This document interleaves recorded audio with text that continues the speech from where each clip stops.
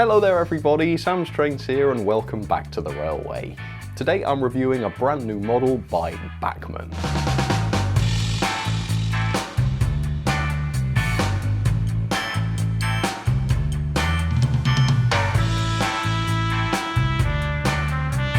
It's actually become pretty rare to see new Bachmann products in 00 scale these days. Bachmann have been quite active in their narrow gauge scales, so that's NG7 and 009, and we have seen a lot of new products under the EFE Rail brand, but in terms of Bachmann themselves in 00, there are precious few new releases these days. So today's model was one that I really wanted to look at, just to sort of see how Bachmann are doing, really. So today I am reviewing this, Bachmann's brand new BR Palvan. Now in real life, these wagons were a bit of a flop. They wore out prematurely and they ended up being withdrawn early. But hopefully this model by Bachmann will not go the same way. Hopefully this will be decent. Now I say BR Palvan, but the model we see here is based on the vans after they'd been withdrawn, and this particular example was purchased by the Johnnie Walker Whiskey Company, hence the really unusual green livery we have here. That's another reason why I wanted to review one of these. Anyway, this is quite an expensive van from Bachmann. The RRP is £34.95, and at the retailers your typical kind of price for this is about 30 quid. Now if we look at new vans from other manufacturers, I suppose Rapido is the big name for 00 rolling stock. The typical sort of price for those is around £27, £28 at the retailers, meaning that this Bachmann van is quite a bit more expensive.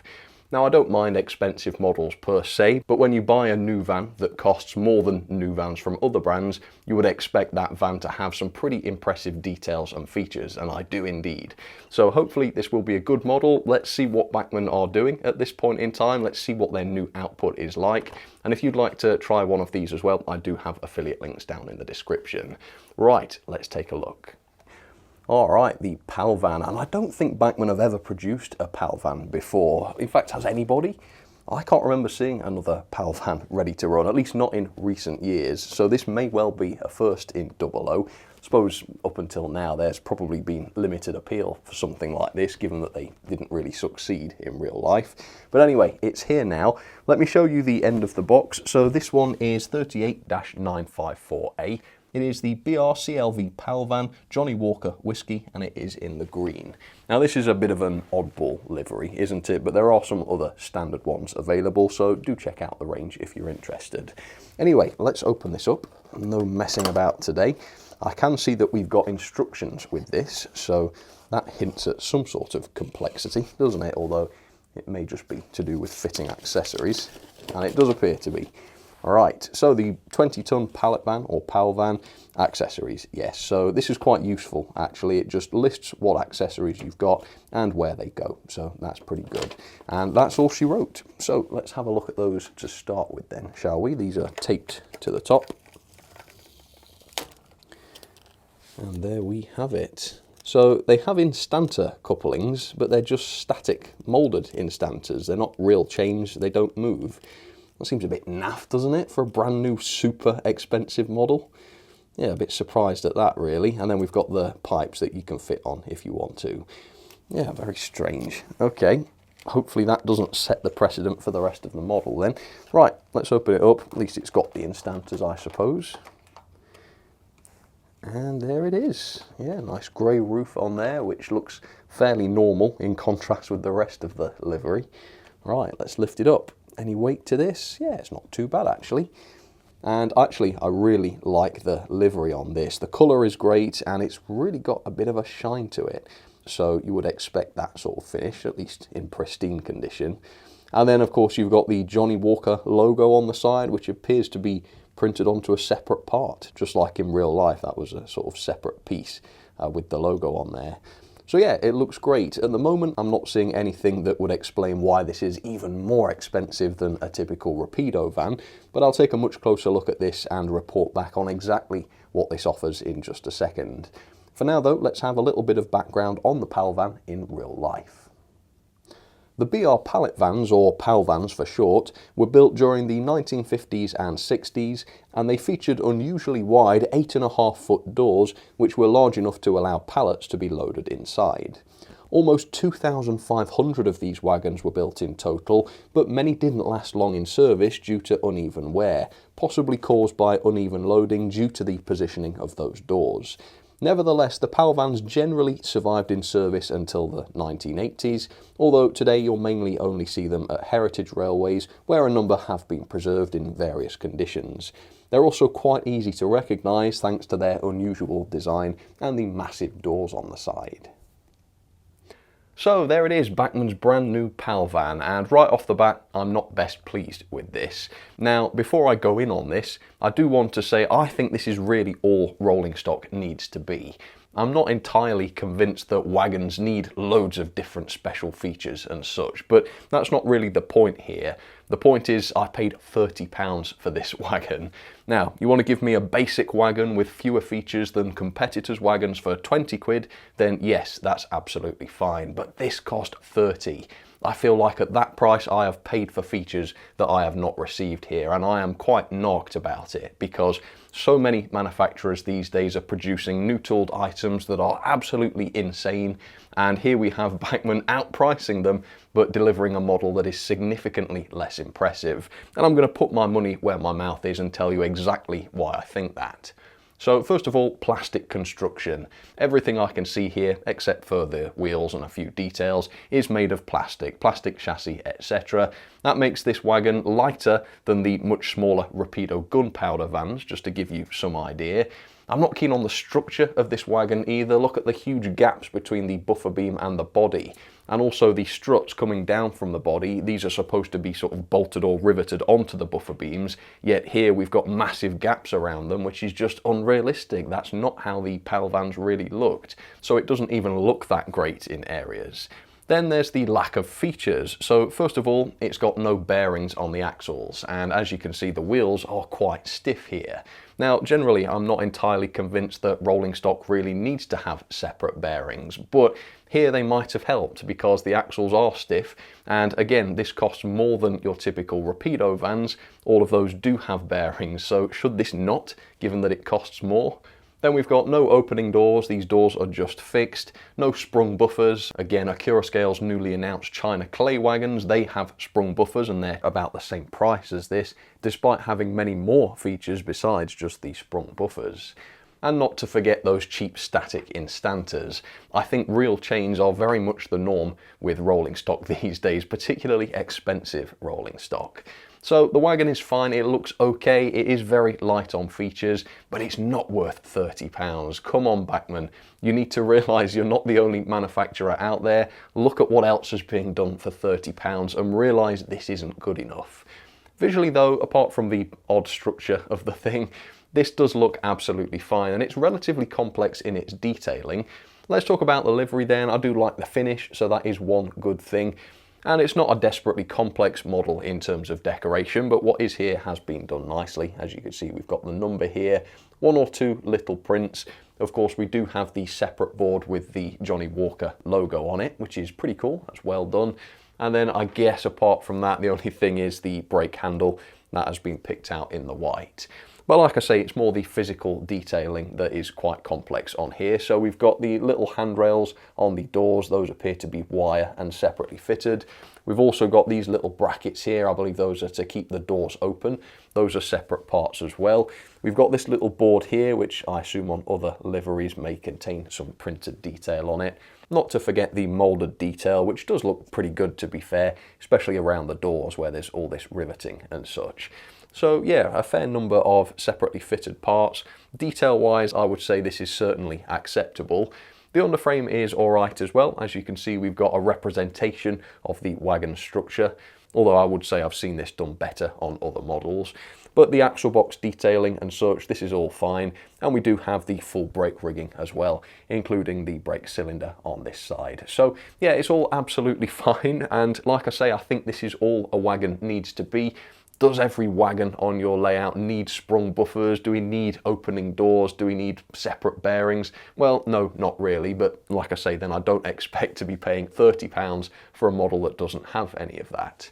I would say the build quality on the whole is okay. Obviously, it's a light and plasticky model, but the way all the separate parts have been fitted is absolutely fine, except for one of the buffers, which is quite badly bent, plus this nasty glue mark on the side. So even though the quality's pretty good, I can't even give that full marks. We do of course have the NEM tension locks pre-fitted, and these have a little bit of springing to them as well.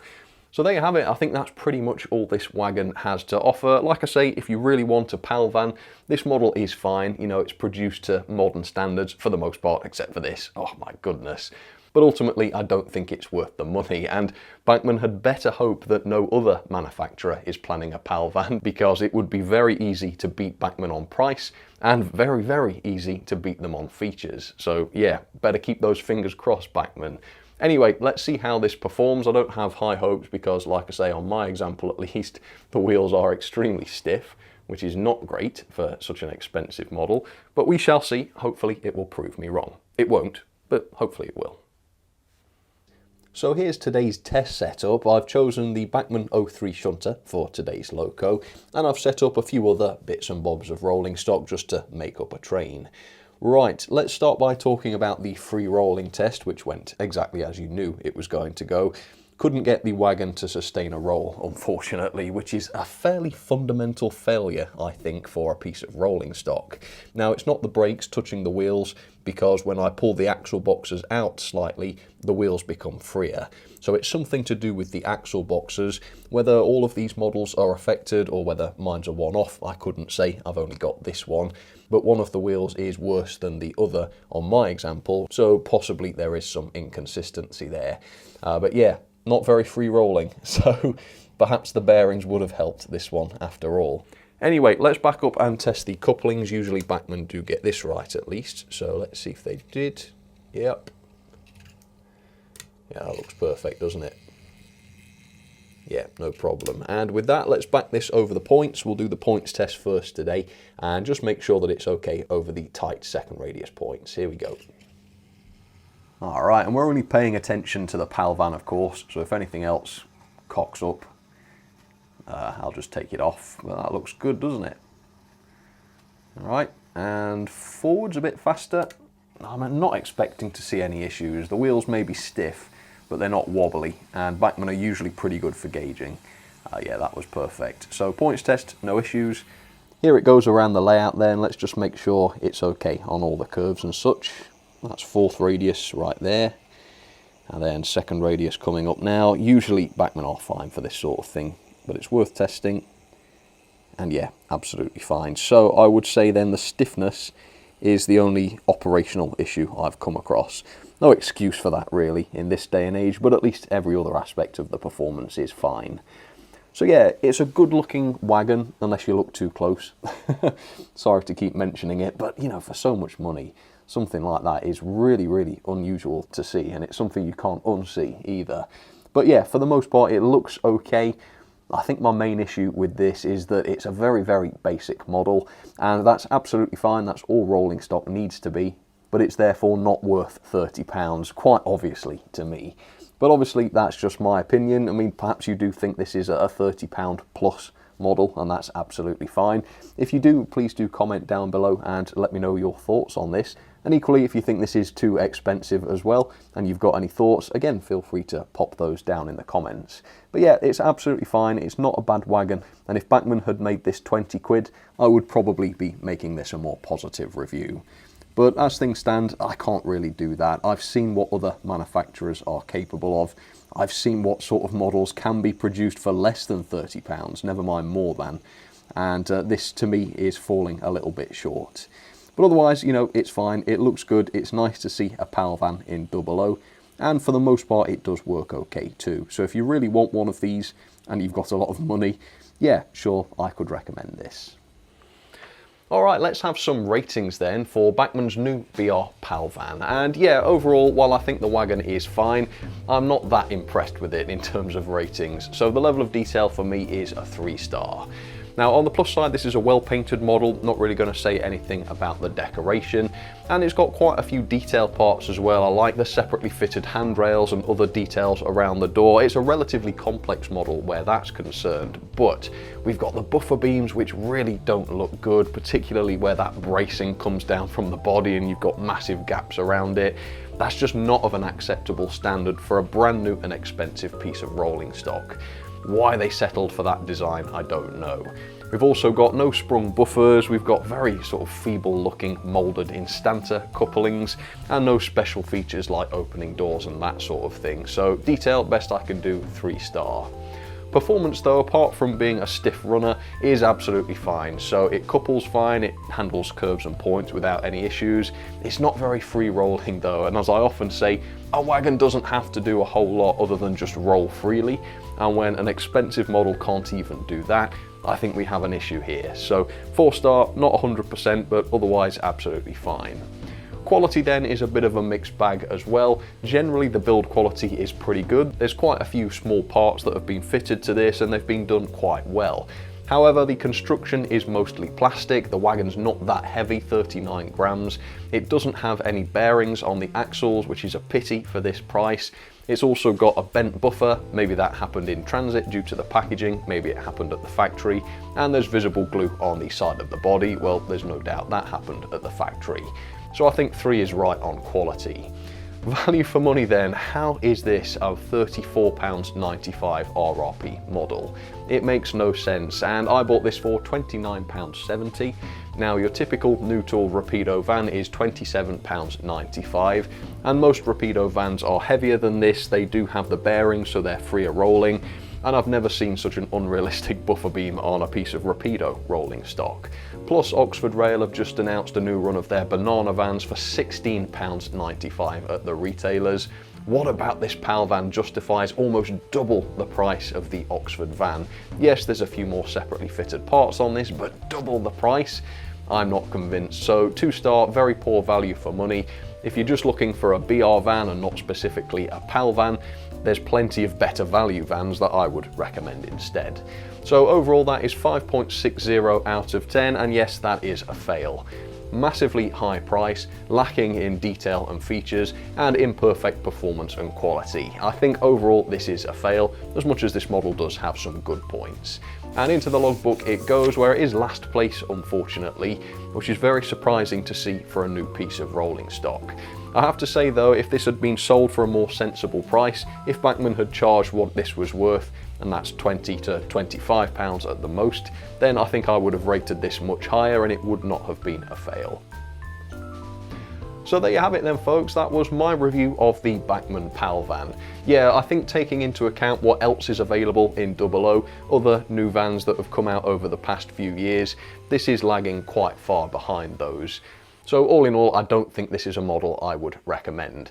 Having said that, there's nothing too disastrously wrong with this that I would say avoid it at all costs. So if you really do want a Palvan, then sure, go for it. And in the future, if they come down in price, which I'm hoping they will do, then yeah, this is worth picking up. It's decent looking, it runs okay. At the right price, this is a fair purchase, I think. But for now, I think we will leave it there. Thank you so much for watching. Do comment down below and let me know what you think about this, as always. But for now, I'll leave it there. Thanks again for watching, and I'll catch you on the next review. All right, cheers everybody. You take care.